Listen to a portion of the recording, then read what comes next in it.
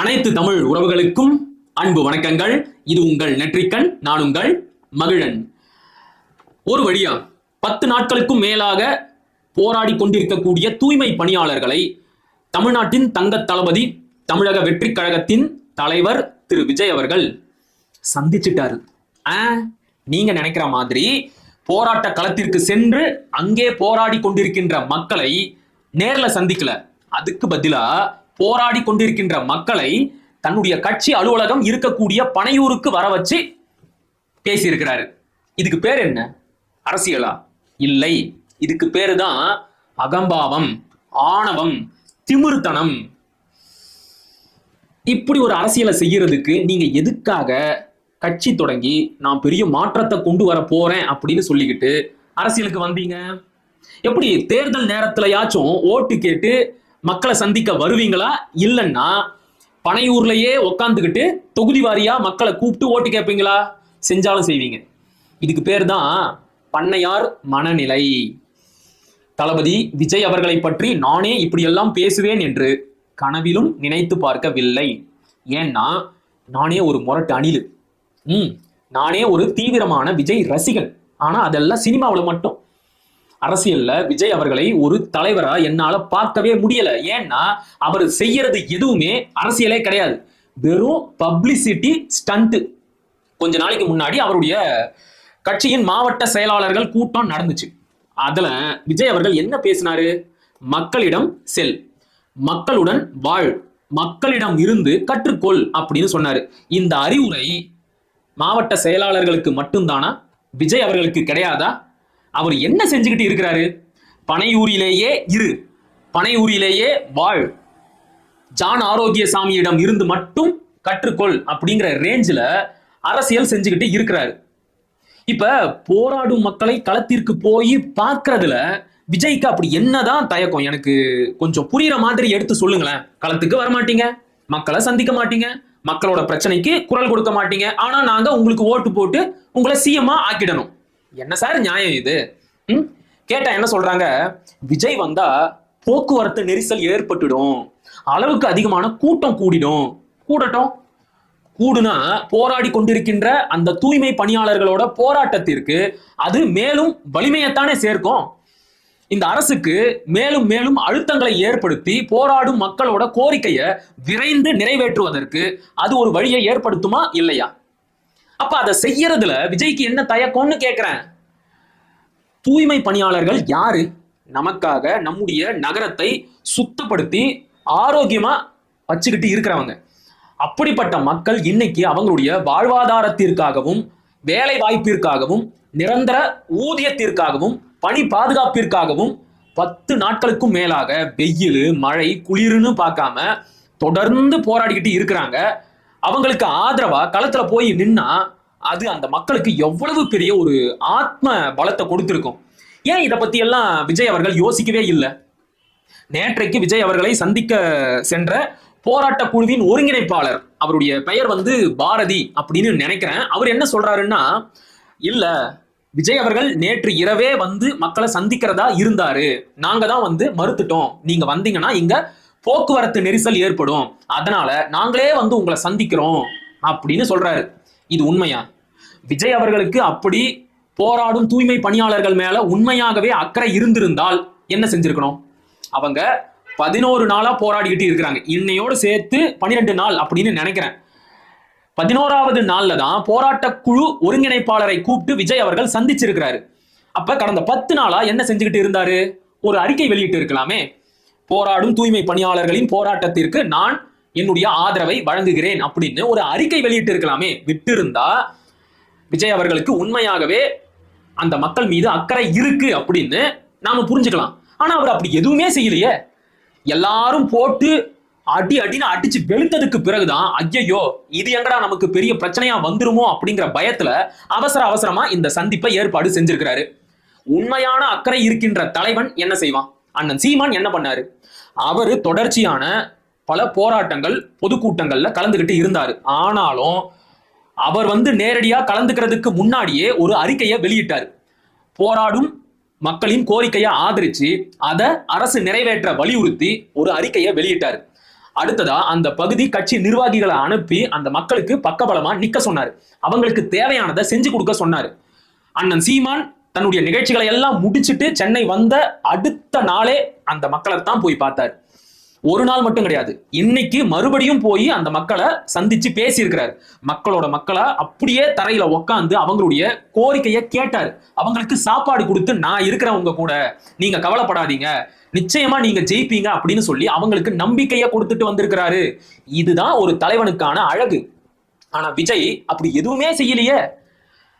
எல்லாரும் கேட்ட பிறகுதான் அவருக்கு ஐயோ இத பத்தி எல்லாம் பேசணுமா, இதுக்கு பேரு தான் அரசியலா, தோ உடனே ஏற்பாடு செய்யறேன் அப்படின்னு சொல்லிட்டு போராட்ட குழு ஒருங்கிணைப்பாளர்களை கூப்பிட்டு பேச வச்சு அவங்க வாயாலேயே இல்ல அவர் பாக்குறதுக்கு ரெடியா தான் இருந்தாரு, நாங்க தான் வேணான்னு சொல்லிட்டோம்னு சொல்ல வச்சிருக்காங்க. ஆமா, இந்த ஐடியாவை யார் கொடுத்தது? ஜான ஆரோக்கியசாமியா இல்லைன்னா ஆதவ அர்ஜுனாவா? மட்டமான ஐடியாடா இது, அப்பட்டமா தெரியல நீங்க சொல்றது பொய் அப்படின்னு. நான் சொல்ற மாதிரி உண்மையாகவே அக்கறை இருந்திருந்தா என்னைக்கோ விஜய் கிட்ட இருந்து குறைஞ்சபட்சம் ஒரு அறிக்கையாச்சும் வந்திருக்கும். நாங்கள்லாம் கேட்ட பிறகுதான் அவரு மக்களை சந்திப்பாராம், அறிக்கை வெளியிடுவாராம். நல்லா இருக்கே.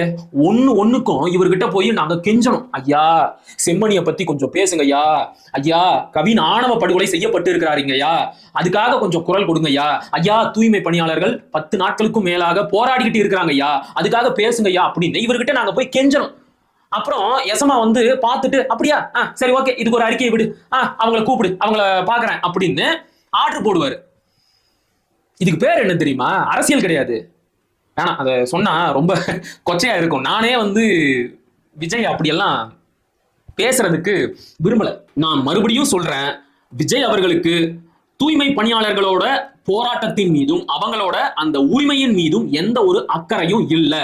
அதுக்காக ஒன்னும் அவர் இந்த சந்திப்பை நடத்தல. அப்புறம் எதுக்காக சந்திச்சாரு?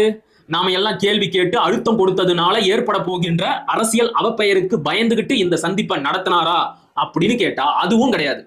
ஏன்னா அவருக்கு அதை பத்தி எல்லாம் எந்த கவலையும் கிடையாது. அவரு காட்டின இடத்துல பாயறதுக்கும் நீட்டின இடத்துல மேயறதுக்கும் ஒரு கண்மூடி கூட்டம் அவர் பின்னாடி இருக்கு. அதனால இந்த அரசியல் அவப்பெயருக்கு எல்லாம் அவர் ஒரு காலத்திலையும் கவலைப்படவே மாட்டாரு. அப்புறம் எதுக்காகத்தான் இந்த சந்திப்பை நடத்தினாரு அப்படின்னு கேக்குறீங்களா? அவருடைய தொண்டர்களே அவரை நோக்கி கேள்வி கேட்க ஆரம்பிச்சுட்டாங்க. தளபதி, நாம ஒரு கட்சி வச்சிருக்கிறோம், நாம என்ன அரசியல் செஞ்சுக்கிட்டு இருக்கிறோம், நாம ஏன் இந்த பிரச்சனையை பத்தி எல்லாம் பேசுறதே இல்லை அப்படின்னு அவருடைய தொண்டர்களே அவரை நோக்கி கேள்வி கேட்க ஆரம்பிச்சுட்டாங்க. அதனால தான் வேற வழியே இல்லாம இந்த சந்திப்பை நடத்தி இருக்கிறாரு. இன்னும் சில தொண்டர்கள் நாங்க என்னமோ நினைச்சுக்கிட்டு வந்தோம், தளபதி ஒரு மாற்றத்தை கொண்டு வந்துருவாரு அப்படின்னு நம்பணும், ஆனா அவரு எந்த ஒரு ஆக்கப்பூர்வமான அரசியலையும் செய்யவே இல்லை. திமுக தன்னுடைய அரசியல் எதிரி அப்படின்னு சொன்னாரு. இந்த திமுக ஆட்சிக்கு எதிராக நடைபெறக்கூடிய இந்த தூய்மை பணியாளர்களோட போராட்டத்திற்கு தளபதி ஏன் தன்னுடைய ஆதரவை இன்னும் கொடுக்கல? இப்படி ஒரு அரசியலைத்தான் நான் செய்யணும் அப்படின்னா நான் இந்த கட்சியிலேயே இல்லை அப்படின்னு சொல்லிட்டு சமூக வலைதளத்துல பதிவு போட்டு பல பேர் விலகிட்டாங்க.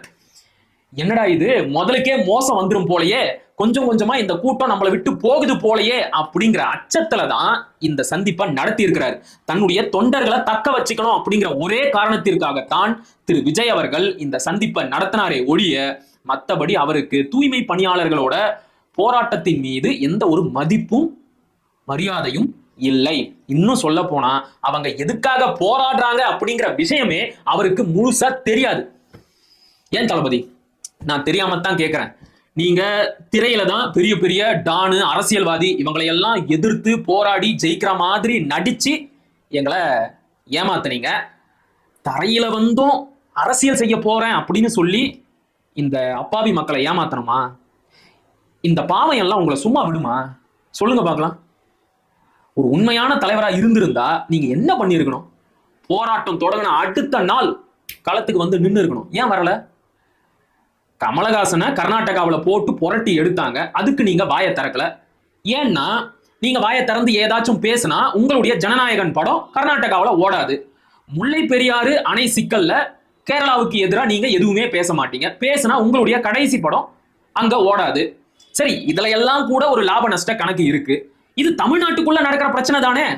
எல்லாத்தையும் விட நீங்க அரசியல் எதிரி அப்படின்னு சொன்ன திமுகவிற்கு எதிராகத்தான் அந்த மக்கள் உரிமையை கேட்டு போராடுறாங்க. அவங்களுக்கு ஆதரவா உடனே நிக்காம 10 நாளா என்ன பண்ணிட்டு இருந்தீங்க? தூங்கிட்டு இருந்தீங்களா? இதுல வேற இவரு அந்த போராட்ட மக்களை கூப்பிட்டு பார்த்துட்டாராம். அது உடனே மிகப்பெரிய பிரேக்கிங் நியூஸ் அப்படிங்கிற பேர்ல எல்லா ஊடகங்களும் அப்படியே செய்தியை பறக்க விடுறாங்க. இந்த செய்தி ஊடகங்களை எவ்வளவுதான் கழுவி ஊத்துறதுனே தெரியல. இவனுங்களை திட்டுறதுக்கு புதுசா தான் ஒரு கெட்ட வார்த்தையை கண்டுபிடிச்சு கொண்டு வரணும் போல.